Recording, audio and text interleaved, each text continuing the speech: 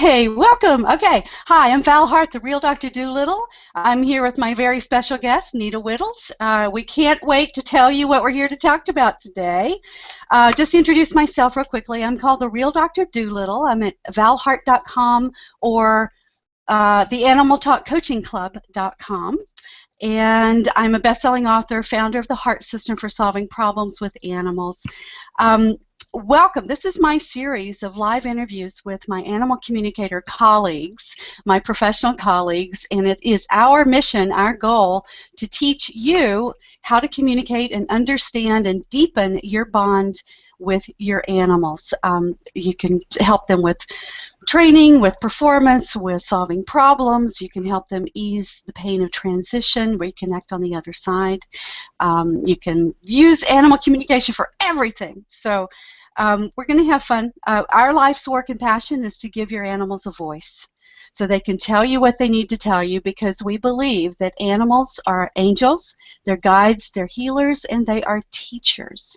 When we recognize, respect, and revere them for who they truly are, then they help us become better people. And the world needs us to be the very best that we can be. So, all right. Today, my guest is Nedda Wittels. Val? Yes. It's Nedda Wittels. Oh, ha. Sorry. Nedda Wittels.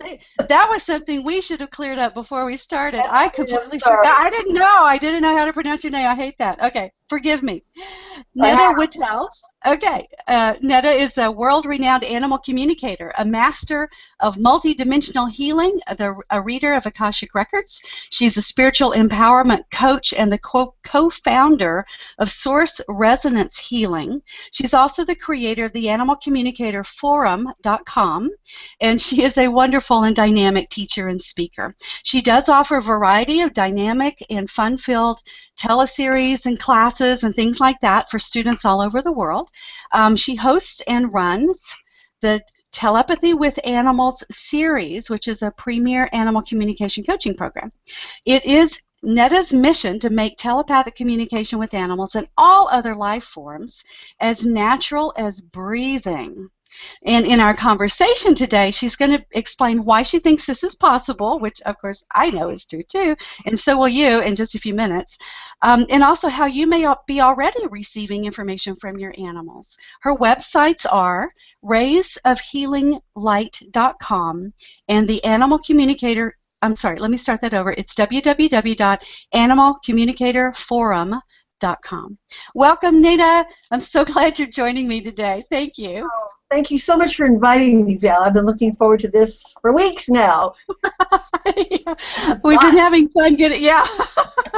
It has been an interesting journey. So let's dive in.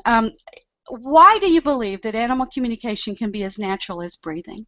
Well, first of all, you know how they talk about we have junk DNA in all of our cells? Well, it has been demonstrated by scientists in Russia that that DNA is far from junk. It has to do with all of the psychic abilities. And so it's built into our DNA. That's the first thing. Now, if we want to get away from the left brain stuff, let's get on to the exciting part in terms of daily life.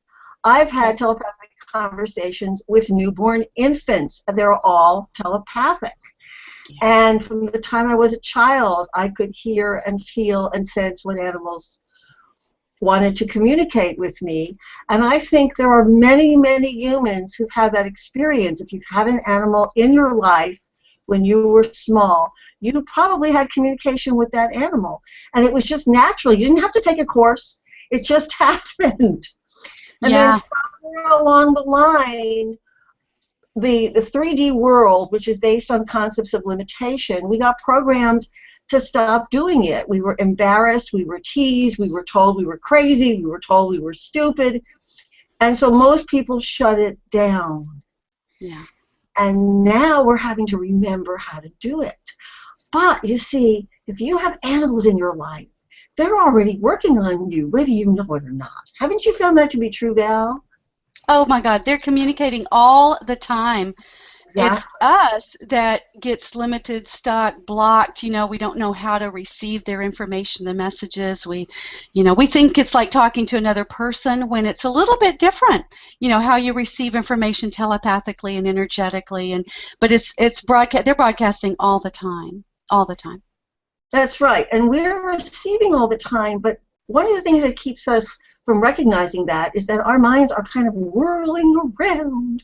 We're jumping from one thing to the next. We're being inundated with sensory information, computer stuff, and everything else. So lots of times we miss that the messages are coming in. And what we really have to do, as you know, because you teach also, is help people get quiet so that they can start noticing what's been going on all along.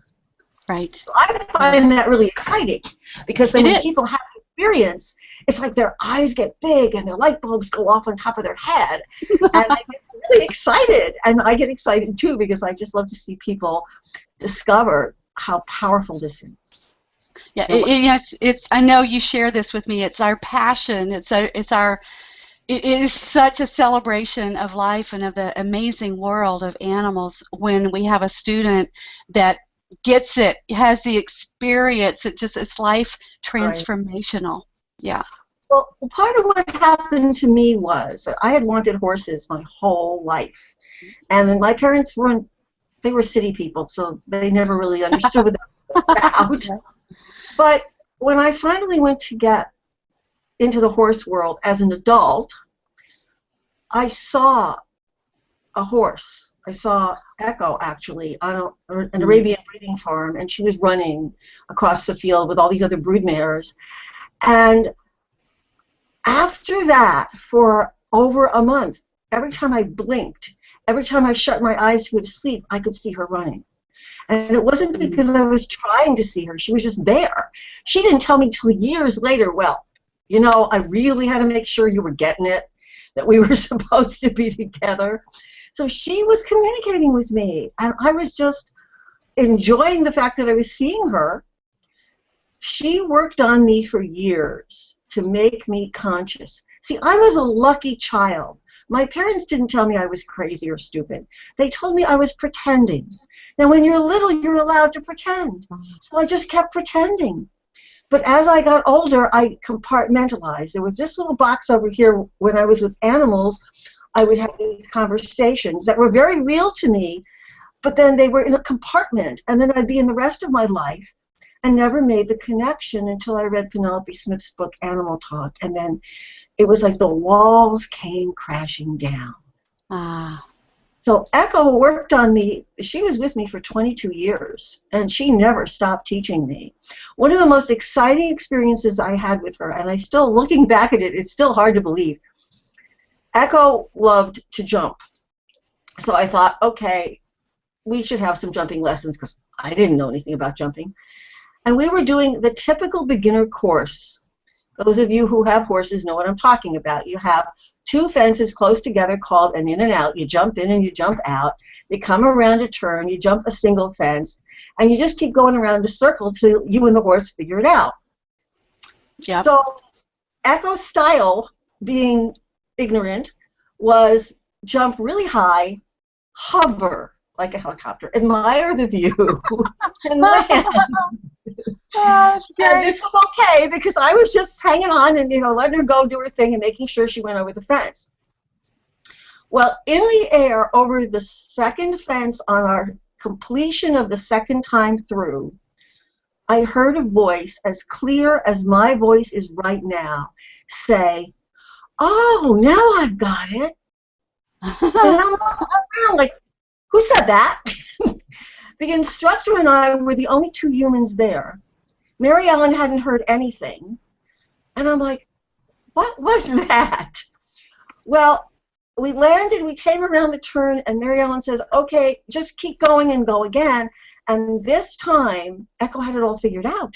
She knew how much energy she needed to take off, when to take off, when to land, and she got this smug look on her face.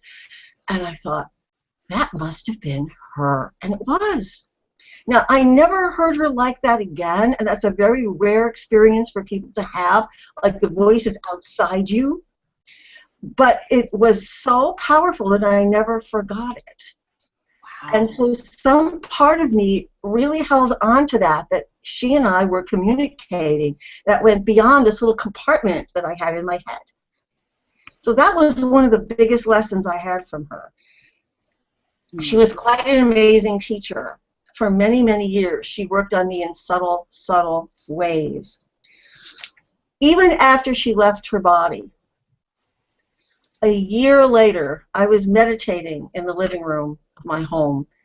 And it had taken me, when you're 22 years together, it's like a marriage. And it had taken me all this time, to wash everything and put everything away. But everything had been cleaned up. And I was just sitting there meditating, and I felt her presence come in. And I said, I really miss grooming you, because I used to groom her just every day, whether we wrote or not. And would you like to be groomed? And she said, sure. And so inside of my mind's eye, I could see her and feel her and smell her. And I went through this grooming process. I knew every inch of her body. And when I opened my eyes afterward, half an hour had gone by, which is how long it used to take me to actually groom her. So you could actually, it was like so real. And I just gave this big sigh and got up and went into my office here in my home. Well, 20 minutes later, I went to make a cup of tea, and I had to pass right by where I was sitting. And there on the floor, it just still moves me so much, was a full-length tail hair. Wow. Right where I had been sitting. Whew. Wow. I don't know. What can you say to that? I mean, I still have it. I put it in a little medicine bag and kept it. They can communicate through spirit as powerfully as when they're here in a body. Yes. So she still works with me. She still teaches in my classes, and she helps me in healings. And when I have animals that I'm working with for private consultations, if the animal is really, really scared of humans for whatever reason, she'll come in. She can come in as small as a little fairy in my hand, or she can be just gigantic. And because her energy is so beautiful, they trust her. And sometimes she'll communicate, for the animal. She'll get the information if they're afraid to talk to a human. So she's really amazing. So she's she's like a guide, your mentor in some ways. She's the echo on your shoulder, kind of your angel. Yeah. Well, I'll tell you what's really interesting that happened 2 years ago. I was heading out one morning for a walk, and she kind of arrived before I even got out of the house, because sometimes when I go for a walk, she just shows up and gallops around and flips her tail in the air and all that. Anyway, she came in and she said, I want to come back, and I'm going to be a cat. And I'm like, what? And so what happened is I have a Siamese cat here in the house now whose name is Starlight, and she is an aspect of Echo. So I still have Echo that I can talk to, and I have Starlight. I love that. That's great. It just gets more and more amazing. Yeah. The farther down we go into the magical world of animal communication, the more amazing things open up, that are so enriching. So, I mean, they enhance our life in so many ways, and it's like they open us. It's about, healing, evolving, and growing, and there's so much more to the world than we in our little human, viewpoint are aware of, until we open this up and really dive in and communicate and learn how to connect. And then it's a matter of expanding. Everybody, if you just keep working at it, everything just expands and gets bigger and bigger and more exciting, and it's deeper and wider. Right. So, Nedda, you have a teaching point, so let's go right into that. What would you like to teach today to help people get started or to deepen their connection? Well, one of the things that Echo taught me, among the many, was that if I suddenly start thinking about her or one of the other animals in my family, it's not because I somehow just got distracted. It's because that animal is actually speaking to me. Now, I may just think about them, or have a picture in my mind, or their name will pop in, And I used to think that this was just me not being focused, and then I realized one day the animal's actually contacting me. So what I would suggest is that as you go through your daily life, if your animal companion, any one of them, suddenly pops into your mind, treat it as if the animal is actually making an energetic connection. It's like they're tapping you gently on the shoulder. And you can even speak to them. Just say, you know, hi, I'm busy doing this or that, or I'll be home soon, or whatever you feel like saying. And you can even ask them, give me a signal when I get home that this was real. You know, do something different, or you can ask them to do a specific thing that they might not usually do. And I think you'll find that they're going to start giving you real confirmation, because that's what's happening. And you're getting it, and you just didn't know it. Yes, I love that. You know, that's a great teaching point, because I find it so true. Because they think about us when we're gone. You know, a lot of times they'll reach out to us energetically, and you know, and like you said, what you doing? You know, where are you? When are you coming home? What's going on? And or they have something they need to tell us.